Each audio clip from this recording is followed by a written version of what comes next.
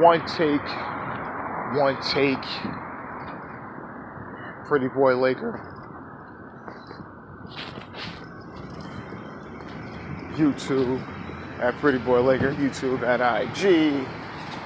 Say YouTube at IG. Well, now my mind is spinning. You just catch me on every social thing.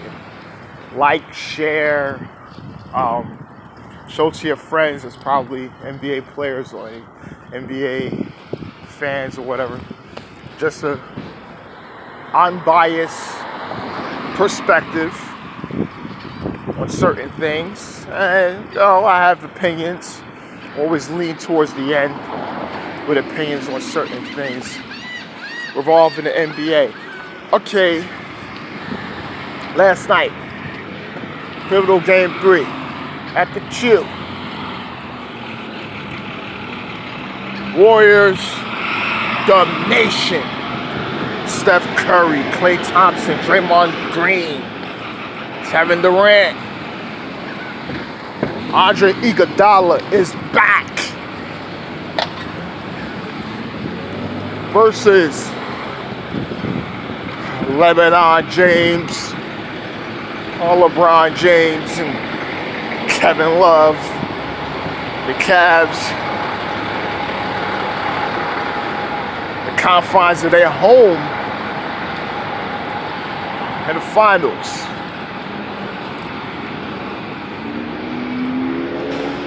It was a good pace at the beginning of the game, especially in the first quarter for the Cavs. See what they was kind of doing, because when they was allowing, because when they started with McGee, they're allowing, they trap and double team whoever has the ball up top, and if McGee he streak, they stay and they don't hedge, they stay a little bit, allowing McGee to roll. So when they're doing that, that's giving McGee a decision to make. Either dunk it, go up, or someone is setting, or he's setting a pass to either Klay or Steph when they're either cutting to the basketball looking for that pick because he's going to get that dump off pass to a corner 3. They worked it so much, but these guys was off, especially Steph Curry. I'll talk about that a little later. He was just, after game 2 performance, this performance, my God, it was like, I mean, they just referenced something to John Starks. You can't do that. That was game 7 when Patrick Ewing damn near needed him, and the man didn't show up and cost them a championship. And possibly is a reason why John Starks don't got his jersey retired in Madison Square Garden, but we'll leave that alone for another day. John Starks with Allen Houston. I don't know. It's close. Allen Houston never had a team like the way John Starks and them was balling with Pat Ewing and them. Never had a team like that. So I'll leave it there. But he was off. He wasn't making anything. But still, going back to that first quarter, I think midway through, they was just, I just seen them, post up with Kevin Durant, and it was just mainly off switches. He had the Joyce Hill on them, and or there was a switch with JR. He just go over the top and shoot. Just shoot it and make it, Anytime I saw him make it, I said,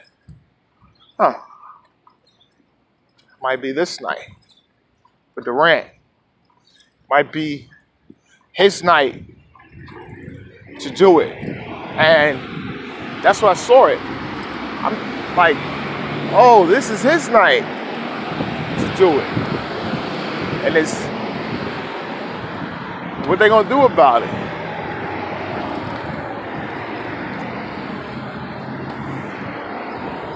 I mean, the Cavs they was rolling, man. They was rolling that first quarter. They was rolling. I mean, Warriors actually came within 2, and said to myself, I'm like, okay. J.R. Smith was a little hot. I was watching the game thinking, oh, today's his birthday. Birthday, JR. Okay, this is his birthday. Making some shots, feeling comfortable. You know, just seeing their way, you know, through the second. Mind you, LeBron James continued to play. He's the point guard. He's touching the ball every single time. Not one time the ball was not brought up by him or touched by him.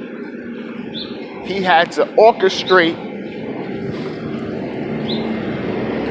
a perfect symphony, because that's what I'm gonna call LeBron James. LeBron James is the orchestrator, and he's playing music. He's directing so many parts to try to get the perfect symphony to try to defeat this Warriors team.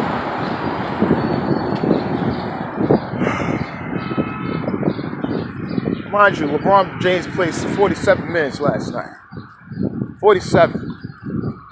Took him out for a couple seconds. That's why he ain't played 48. Think about that. You deserve that? We'll leave that alone. That's a Ty Lue problem. I don't care who you is. I mean, I'm not saying the man he don't have Kyrie Irving, but what fault is that? No? What fault is that? They're killed out there. Come on.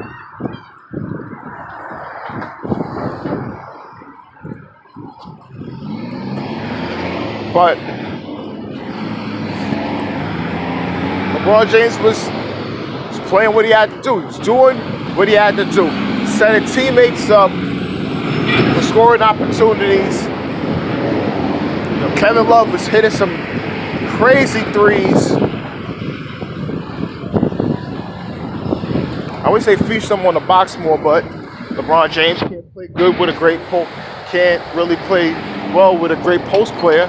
Never in his entire career. There's a reason why he's never played with certain guys, and certain guys never came to his team. You know, notably DeMarcus Cousins and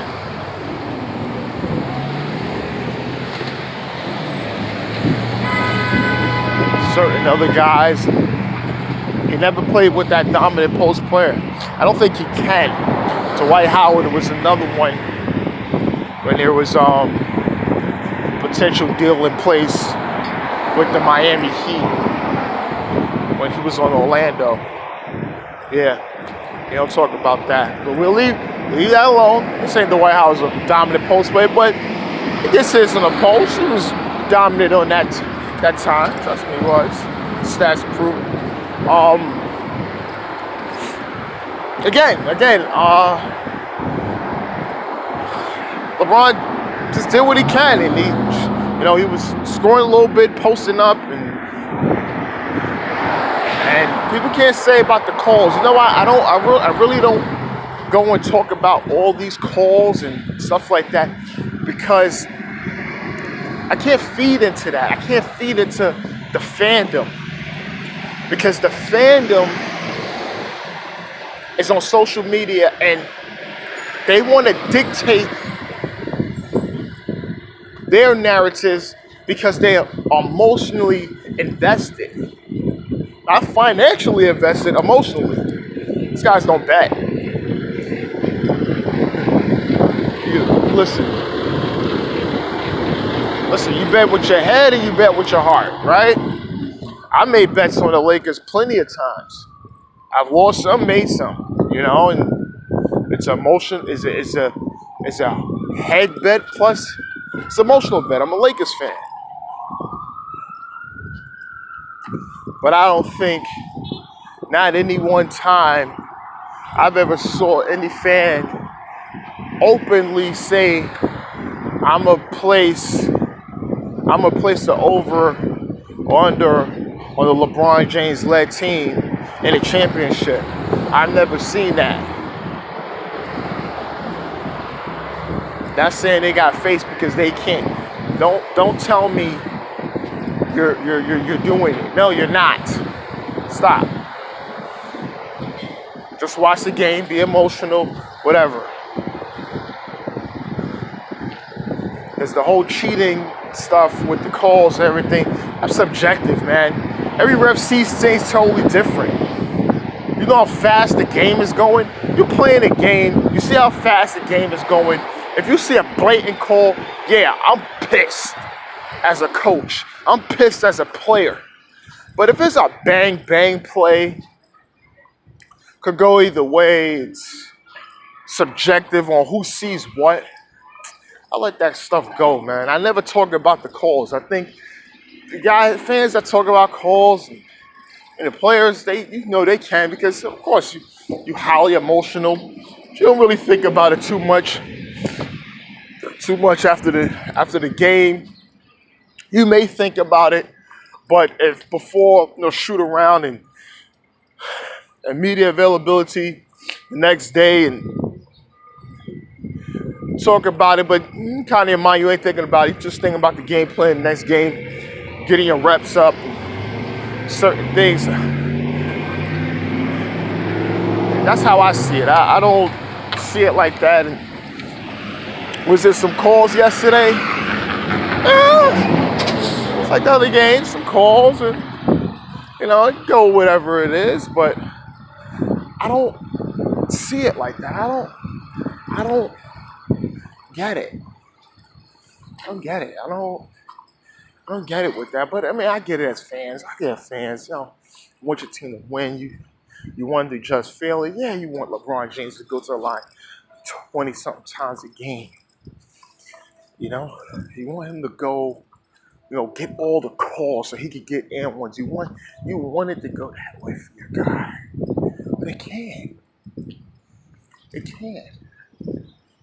Even when Shaq was getting killed, Shaq could have went to the line so many times. Are you kidding me? I remember that Orlando was playing Chicago in the playoffs. Game 2, 1996 Eastern Conference Finals. Shaq was getting killed. Literally killed. To the point it was crazy. I just could not believe it. What the hell is going on? They're switching with Dennis Rodman. Dennis Rodman is holding. He can't hold him. He's calling for help. He's continued to hold him. They bring another guy in there and they're fouling him. And I'm like, oh, God. And then, after a while, I'm just like, listen, you know what? It is what it is. Other guys is not hitting shots. Shaq is doing what he could do. And Shaq is doing what he could do. But if guys is not doing what they're supposed to do on the offensive end, and he's out there getting double teamed, he's getting hammered, and guys is not doing what they're supposed to do, a la Kenny, Nick Anderson, and these other guys. What's Shaq supposed to do? The man's out there balling. He's busting his ass. And I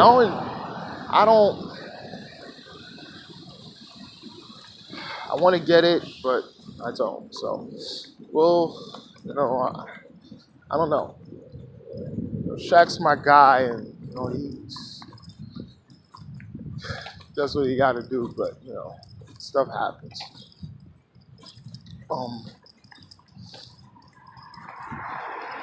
Going back, I always see. That's the thing. I always got to go back to certain things. I always got to do that. It's good. It's good talk. And put good narrative out there, and like I said, I had to talk about certain other things. It's good. It's good talk. I could go to. I really want this mainly NBA. I don't really want to go to too much, drive into too much of anything else. But You know, just leave that out. Like I said, halftime and that time came up. Kevin Durant again he was just spectacular, man. I mean, KD's doing everything for them. I mean, he's literally doing everything. And these guys he's literally getting like no help.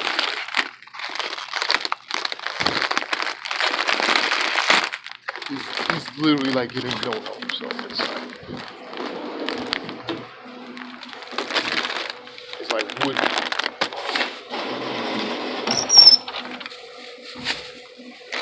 what do you expect? What do you expect from one of the best?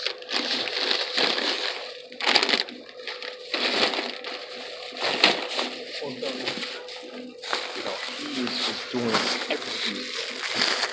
You know, and so it's like, what do you? I don't know. On the other hand, doing everything for them. LeBron James, he did everything. But Kevin Durant, he hit the shot at the half. It was beautiful. AD put an NBA in Lil notice. Yes, you have to. You have to put the NBA on notice. And then I said, everybody saying third quarter time. You know what time that is? Warrior time. Or I used to say Kukoc time, when Kukoc used to save the Bulls in that third quarter and just hit threes out the blue, and next thing you know, like, what the hell just happened? Well, Kukoc just happened. What the hell you think just happened? Kukoc just happened. That's what happened.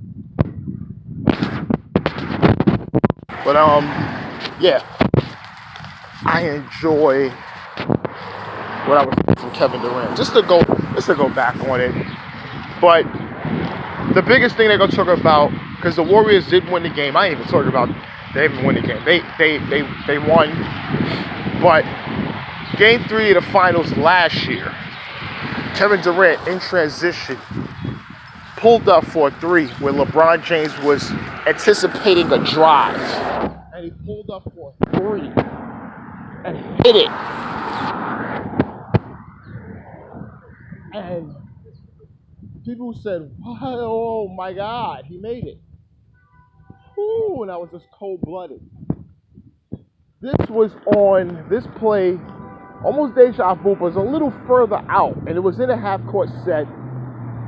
Kevin Durant is calling for a little ISO for them to think.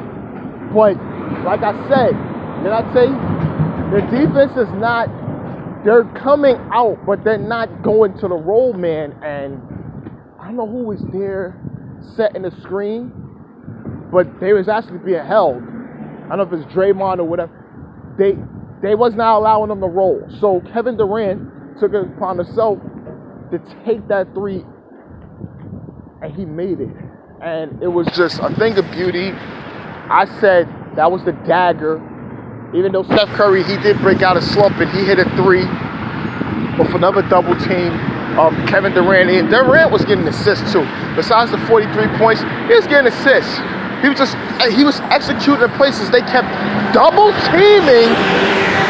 And then the corner, they had Steph Curry and Clay. And people, and especially Draymond, they are leaving these guys open for a reason. I don't know. It was just insane. I mean, if you're a basketball head and you play and know the game and you see and you're just like, what? It's one thing if KD isolates you and then you can't stop him because the lateral movement, he's too quick, his step got ahead of you, and yeah, but what they was doing, that's on the coaching staff. Like I question Tyronn Lue, everything about him. I do. The man's a good assistant. I keep telling people there's good head coaches and then there's good assistant coaches. There's a total difference. But people don't understand that. Yeah, you gotta eventually elevate them or whatever. He got a championship ring. Okay, yes. Is he a better coach than David Blatt? To me, no. He's not. Hell no. I don't care what y'all say about David Blatt. He's not a better head coach than him. It's not. But it was just a lot of things there. Wasn't calling timeouts. He's allowing this stuff to happen. The bleeding kept happening. And then, next thing you know, layup, layup, layup. They make hard work. LeBron James, he's trying to do in the fourth quarter. He's running off fumes. He's tired. Rodney Hood was getting some isolations and scoring too. And that's another thing too. They saying, oh, Hood should have been playing, but like I said, Tyronn Lue, he's stuck on his ways.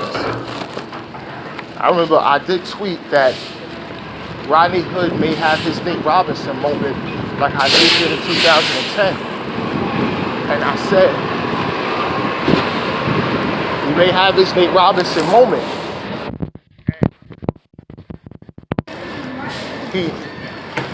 He kind of had it, but the thing about he really didn't have his Nate Robinson moment because they didn't win the game. I mean, Nate Robinson, he put all kinds of dents on the Lakers' head in 2010. So, like I said, this is Kevin Durant. It's looking like he's gonna be the Finals MVP, folks. And that's it for one take. Okay, and I'm out.